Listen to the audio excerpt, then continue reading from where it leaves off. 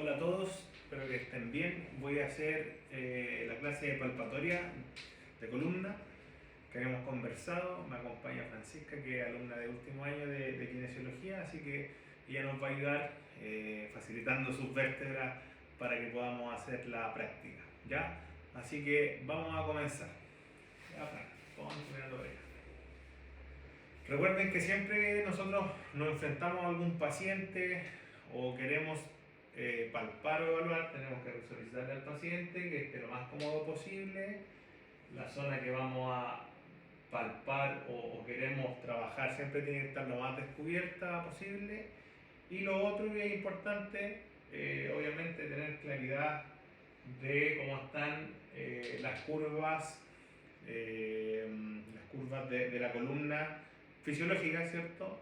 En el plano sagital y en el plano lateral, para poder evaluar, ¿cierto?, si hay algún grado de escoliosis, hipercifosis, hiperlordosis, ¿ya? Así que partamos.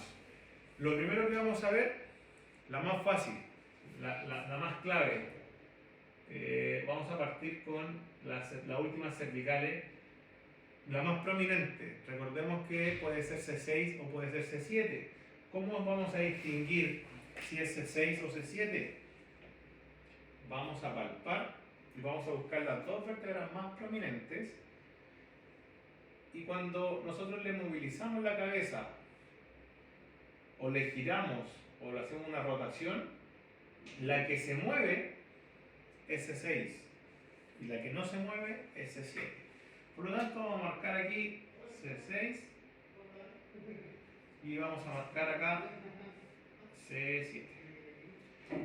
Por lo tanto, si tenemos C6 y C7 ahí, la que está inmediatamente más abajo va a ser la torácica número 1.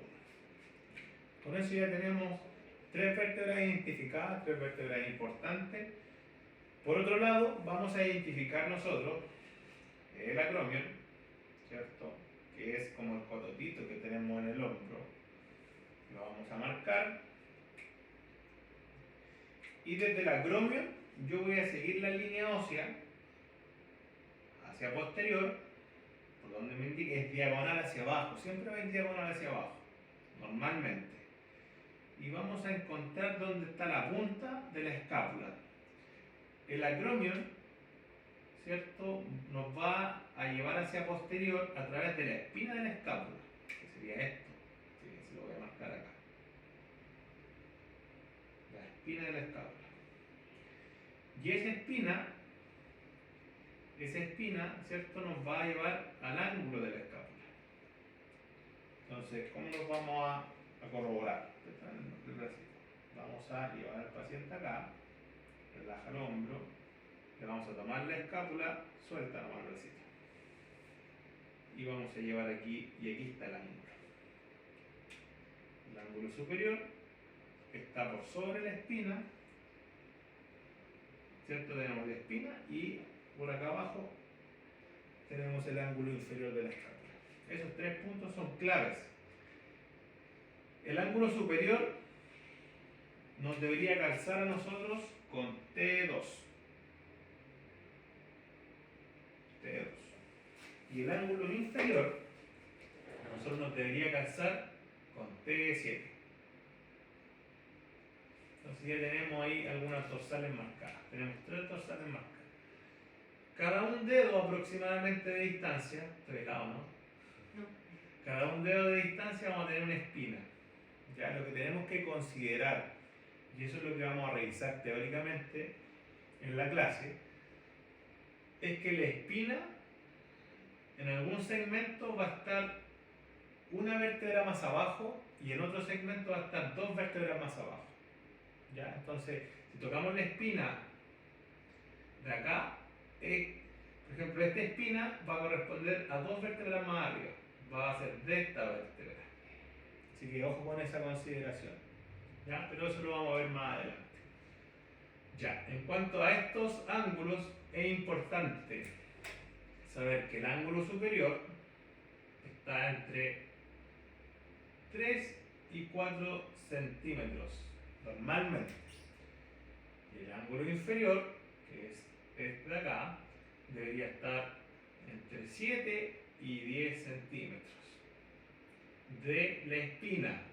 Ya ahora, si esto está más separado o está más elevado, ya estamos hablando de un factor ya más patológico o anormal. Bueno, y eso tiene que ver con la musculatura, ¿cierto? Y la postura del paciente.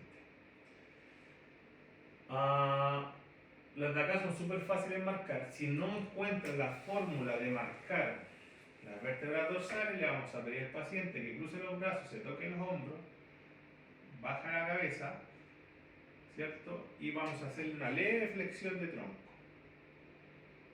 Y gracias a eso nos va a permitir a nosotros marcar, una leve desviación, marcar las vértebras o las espinas de las vértebras, proceso espinoso. Pero recuerden que en esta posición solamente podemos palpar, no podemos marcar porque regresa a la normalidad. Cuando se vaya a extensión, por efecto de tensión de la piel, se va a correr un poquito más abajo. Así que tocamos, ¿cierto? Y marcamos.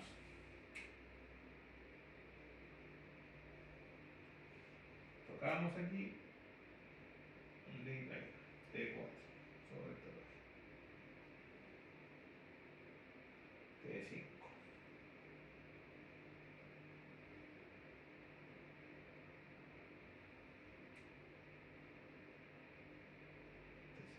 Fíjense en esto, aquí nos da un caso interesante. El ángulo inferior de la escápula no nos coincide con T7, nos coincide con otra vértebra. Vamos a marcar acá, T7, nos coincide con una más abajo. T7 y esa sería T8. ¿Por qué puede pasar esto? Es T7 y es T8. Y el ángulo inferior nos marca entre T7 y T8. Eso puede pasar por un efecto muscular, ¿ya? Porque la escápula está en una rotación superior, se llama ese movimiento, cuando se está más abierta arriba que abajo, ¿ya? Y entonces da un efecto de que está más abajo la escápula, ya como que el hombro está caído. Bueno, pero es un efecto. Normalmente, si corrigiéramos esa actividad muscular, esto inmediatamente daría con T7, ya, así que no se asusten si no lo encuentran normal. Eso es lo que buscamos. Vamos a abrir los bracitos, vamos a buscar las últimas vértebras y vamos a proyectar los pulgares al proceso espinoso. Ese proceso espinoso, voy a subir esto un poquito, la última costilla, perdón, tocamos las costillas y lo proyectamos hacia la espina de la vértebra y eso nos debería coincidir a nosotros con T12. Aquí vamos a encontrar a T12. ¿Ya? Entonces proyectamos acá, baja el bracito y ahí debería estar T12. Por lo tanto, abajo T12, aquí cuesta un poquito más palpar los procesos espinosos porque tienen otra forma, son un poquito más redondeados, un poquito más cuadrados, tienen otra dirección. Y lo otro, que aquí pasa un tejido conectivo grueso, ¿cierto? Que es la fascia toracolumbar, que es la fascia más gruesa del cuerpo.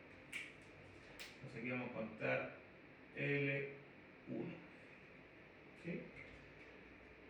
T8, T9, T10, T11 y T12. Nos da justito, ¿ya? Por si acaso. Ya. ¿Qué otra estructura tenemos que palpar o visualizar también? Voy a bajar un poquito aquí. Vamos a bajar un poquito aquí. Ahí. ¿Ya? Dijimos que esos hoyitos que se le marcan normalmente más a las mujeres que a los hombres, los voy a marcar con el plumón, ¿cierto? Corresponden a los forámenes sacros.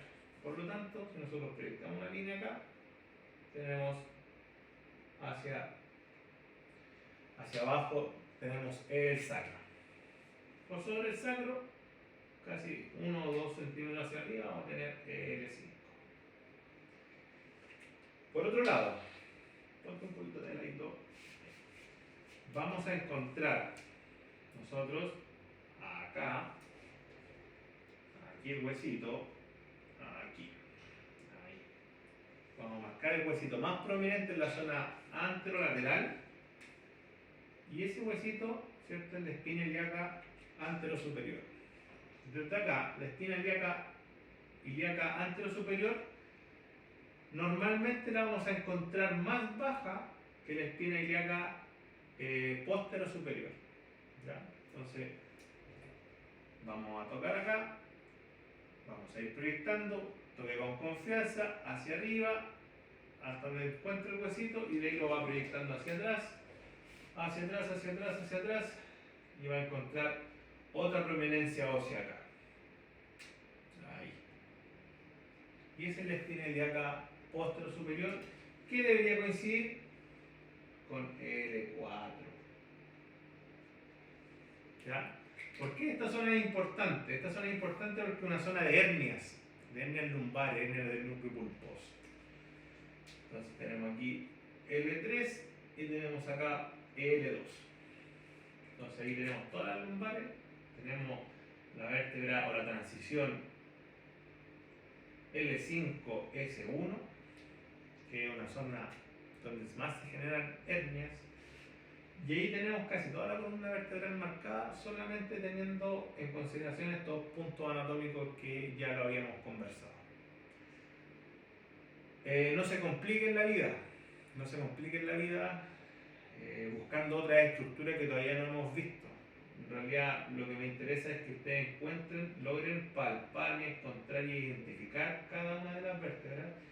Recuerden que lo que estamos viendo nosotros hoy en día no es precisión, sino que es una introducción a la palpatoria, ¿cierto? Mejorar la sensibilidad de la mano, mejorar la palpación, ¿cierto? Cómo yo estoy sintiendo la estructura y recuerden practicarlo, eso es lo más importante. Así que aquí les dejo más o menos la tarea de cómo poder visualizar desde la C6 hacia abajo. Hacia arriba, desde la C6 hacia arriba, va a depender del paciente, no todo es tan fácil palparlo, pero vamos a encontrar desde C3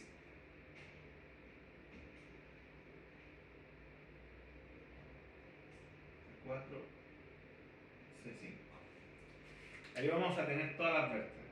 Recuerden que C1 no se palpa porque va pegada al cráneo con C0, que serían los cóndilos occipitales, y C2, el proceso espinoso, lo podemos encontrar, no en todos los pacientes, pero si uno lo encuentra, va a encontrar el proceso transverso hacia el costado entre la mandíbula, ¿cierto?